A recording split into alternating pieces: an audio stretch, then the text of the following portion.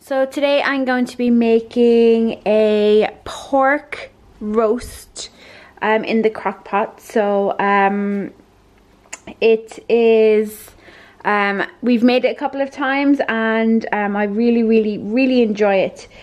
So it's like a slow cooker pork loin roast.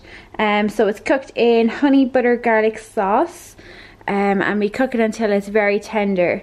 So there's a range of different ingredients you need. So the first thing is obviously your pork. So this is the pork roast, pork loin roast. So I bought a big one of these, but I cut it in half because it's only myself and Robert that are eating it. So then there's two things. There's the sauce and then there's also the rub. So the first thing you do is with the rub. So you put like onion powder, cayenne pepper, paprika, thyme and garlic powder, salt and pepper on it. And then you make up your sauce, I suppose, and that's honey, cider vinegar, garlic, butter and salt and pepper. So I will show you through that. I will have the recipe linked in the description for you so you can get the correct measurements that you need. So yeah, without further ado, let's jump in and do it.